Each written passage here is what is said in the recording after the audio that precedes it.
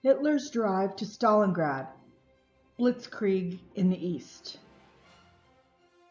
Hitler's drive to Stalingrad begins with the failure of Operation Barbarossa and launch of Operation Blue, which attempts to accomplish what Operation Barbarossa failed to do: gain raw materials before American forces could contribute to the war in the West. Since 1939, Germany and the Soviet Union had been involved in a non-aggression pact that guarantees a reciprocal peace, which prevents Germany from fighting a two-front war and receiving important wartime resources such as food and minerals from the Soviet Union. In June 1941, Adolf Hitler begins European Blitzkrieg warfare.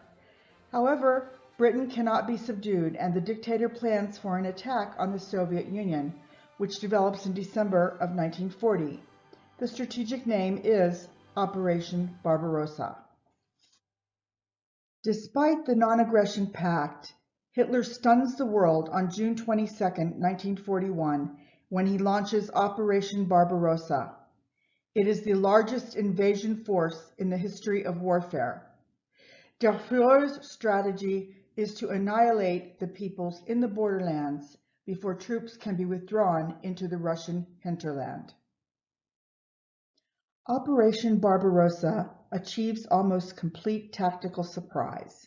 However, after a summer spent pushing the Russians back, the long supply lines, and the harsh Russian winter, the attack proves to be a failure, and at this point, the German army initiates Operation Blue.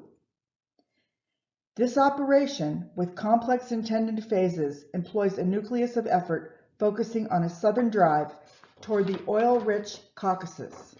However, in a moment of ambition driven by the success in France, Hitler divides the German army to take two separate routes simultaneously, a fatal strategic blunder.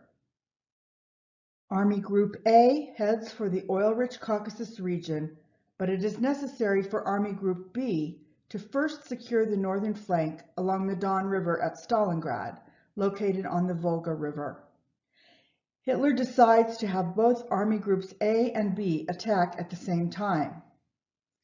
As a result of his strategy, the armies move further and further apart. The heaviest fighting develops with Army Group B north of Stalingrad. Stalingrad, population 500,000, is an important Russian administrative and transportation center, controlling barge traffic, hauling oil, and military supplies. Due to its location in the depths of Russia, it houses a number of important military weapons factories. Stalingrad holds a heightened patriotic significance to the Russian people. A terrific blow to Russian morale is anticipated if the city is lost to the Germans. The German advance on Stalingrad achieves the element of surprise. What little resistance is encountered is outflanked by the German army, as the Luftwaffe successfully provides air cover. Army Group B heads south.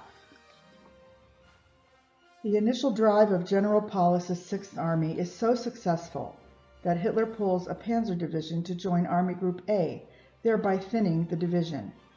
By this time, the Germans approach Stalingrad and the Russian defense stiffens, marking Russia's last stand in keeping the Germans from reaching their city. 4 hard-fought battles occur. In spite of incurring 200,000 German casualties, the Soviets are unable to subdue the German attack. On August 23rd, the Germans are outside Stalingrad. Advanced warning, however, allows the Russian military to ship supplies across the Volga out of danger. Most civilians do not evacuate, even though the battle begins with heavy bombing of the city, turning it to rubble. Somehow, through the battle, a T-34 tank factory continues turning out tanks which are immediately sent into the conflict. The Russian people are determined not to give up the city.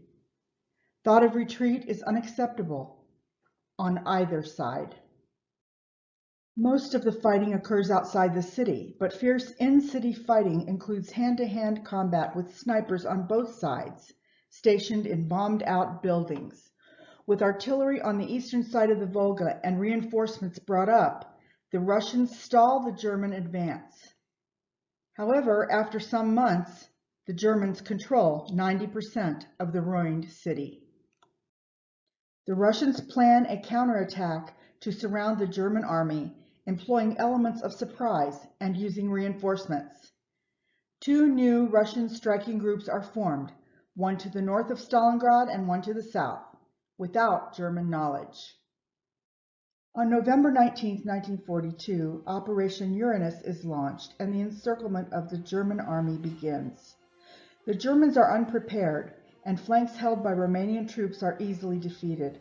Russian forces turn toward Stalingrad for complete encirclement.